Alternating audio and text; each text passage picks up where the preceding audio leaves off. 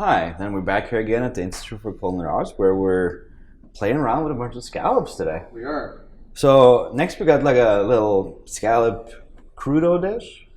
Which one's raw? Yep, it's just raw scallop. Like we're just gonna slice them thin and just lay them out and season them up with a whole bunch of deliciousness. Yes. This is one of the courses that we had at the Sage Student Bistro. We got it on the menu there these days, so I figured we'd just try it out here. Why not? Yeah, like.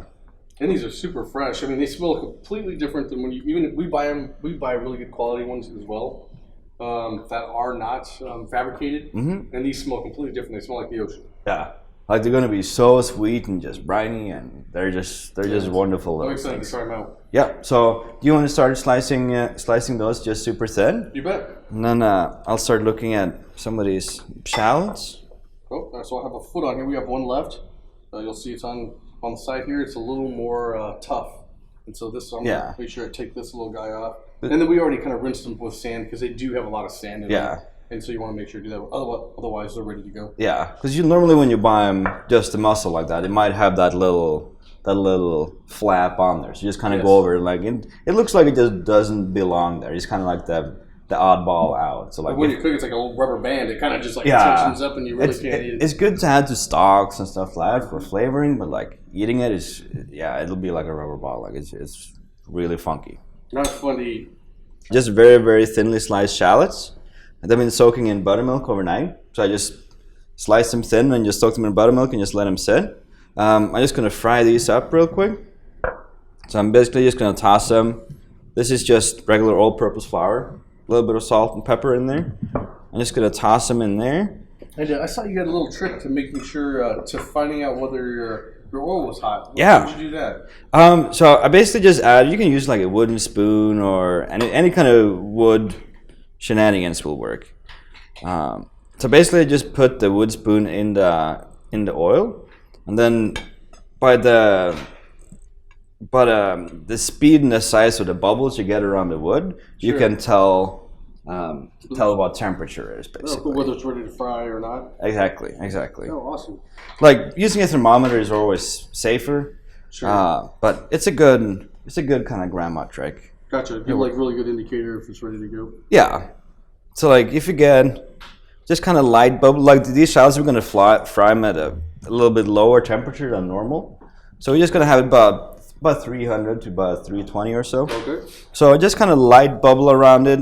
Oh yeah, you see them kind of come out. Like if it's kind of ferocious bubbling, then you'll be between 350 to 375. Sure. So it's not a very exact sign, but it's which way it is blowing today kind of signs. Look at this guy. You see that? Oh yeah. So these guys were alive, and I just sliced in them, and you can see them just they're still moving. They're flopping around a little bit. Yeah, it's pretty crazy. Yeah, they're feisty little guys, but they're happy, or we're happy. But somebody's happy. Okay, so the sauce, I'm just going to shake off the excess flour. You don't want to add too much flour into the fryer, because then it'll sink to the bottom and it'll get crazy. And it's such a small amount, so I just got oil in a pan and it works out fine. But you can do it in a regular fryer or just about anything, works out fine. I'm just going to fry these real quick. So just until they're just nice and golden brown, and then it'll be all sorts of peachy. The buttermilk will just help the flour stick on the shallots. And it'll soften them up and take some of the kind of the raw shallot flavor on them, so it'll just be a lot milder that way too. Sure. But like you can season the buttermilk up too. Like you can add hot sauce to different stuff like that, and it's really quite delicious. Yeah, I love fried shallots. Plus, it'll give it another dimension and a crunch to it because everything here is pretty kind of softer. Yeah. Like it's like deliciously soggy stuff. Yeah, so you got all the scallops sliced over there? I do. They're ready to go. Well, those are pretty. You're a master slicer. Well, thank you.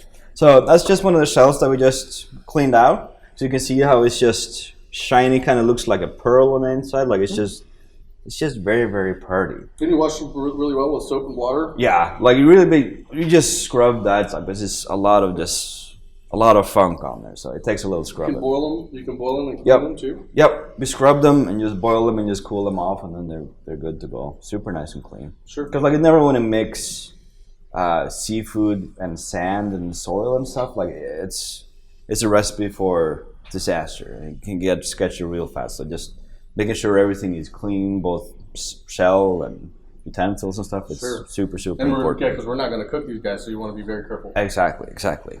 Okay, so you can just, I figured we got these shells, so might as well just use them. So I'm just going to lay them out, just nice and thin all over. Like that. But like you can do this directly on a plate too, like you don't have to do it on the shell. It's like a little old school, but I figured it's a shame not to use the shell when we got it. So just gonna make it into like a little, it's like a little scallop rose. It's like a little flower. Right there. So I'm gonna fish out my shallots. They're just nice and golden right there. I'm gonna fish those out. Okay, and I think what I'll do is I'll zest a little bit of this here. Beautiful. Alright. Season this up a little bit.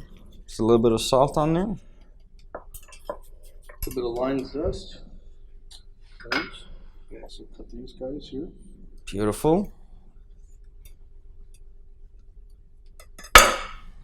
It's a nifty little trick. It was, isn't it? I just kind of use. Yeah. These guys are kind of. Just have little pieces on there. Mm-hmm. Beautiful. So we're doing this last because these guys will oxidize. Yeah. We don't want them to oxidize. We want them to look nice and pretty. Yeah. So this one's ready to go as well. Beautiful. Thank you, kind sir. Yep. So I'm just gonna scoop them suckers out of there and just kind of just lay them around. Like doesn't have to be exactly placed. Like I just want it to be just a wonderful little hoopla of deliciousness. We have all kinds of good stuff, and we have some ramps, the pickled ramps, and these are all 1:1 parts. So it's 1 part champagne vinegar, 1 part sugar, and 1 part water. You can skip the water if you want, if you like a little stronger, but yeah, these are seasonal and they taste awesome. Because it's kind of like a spring onion with like a little garlicky note to it. Yeah, like it's a very short season, so you just gotta, once you see them, you just gotta jump at them. But they're fantastic. They're so good. Awesome. I love them. So you can just slice some of these on top there. But this will help give it a little bit of acid as well. So it's just you just gotta help season the scallop a little bit. We can use a little bit of the juice too. Totally. Yeah, because the pickle lick will take on the flavor of the ramps a little bit. So we're just gonna use that to dress it to kind of make it all pop kind of. So we just kind of dinkle over. We have a little bit of this. Beautiful, thank you, kind sir. So just spoon a little bit over. Once you get this on there, you don't want to let it sit too long, because the vinegar will eventually kind of start changing the texture of the scallop. So it's kind of like the like ceviche kind of. Exactly. It'll start to cook in acid. Yeah, it'll get a little funky if it sits too long, but if it's just kind of short, like 5-10 minutes, it works out just fine. We add a little bit of the oil too. It's a very good olive oil, but we also added to it because it adds a little bit of a fat texture to it too. That's why we also ordered the because they're so lean, the little scallops. It's just a muscle, the adductor muscle. Yeah. The oil in the avocado kind of helps give just another dimension of just delicious fat. Right. I love just that like stuff. A buttery. Oh, it's good. We have some Malden salt, so it's it's a little bit of salt, and it also has it's a very coarse salt, sea salt. Because it's sea salt from like the coast of England, isn't it? Yes, I love it. It's like really good. Yeah, and it's fairly inexpensive. Like you don't have to donate a liver and give off a hand or something to get it. Don't. Like it's reasonable. Yeah. So then we got some watercress right here. You can substitute this with arugula. You can use frisee. You can use all sorts of stuff. I really just like the watercress because it got a peppery note to it. Like it got a pretty good bite to it, and it really just makes the scallops really pop. Like you tastes kind of like a radish, like a spicy radish. Yeah, yeah, they're super delicious. Then we got our shallots. Just gonna lay them straight on there. Just kind of here, there, and everywhere. And so you'd want to serve this immediately. Oh yeah, but like you can have everything kind of shingled in there, minus kind of the greens and the shallots. Sure. And then you just pop on the avocado, dress it, season it, and pop kind of last minute things on, and you're done. We're ready to go. Yeah. Really quick. Yeah, and the shell it bows, so it'll help hold the juice in there, and it'll get really tasty. Wow, looks great. Looks delicious. We gotta try it. This is the freshest scallop I've ever tried. Oh, it's good. Delicious. I'm looking forward to it. All right, so we still got one more scallop dish to make, so you guys stay tuned.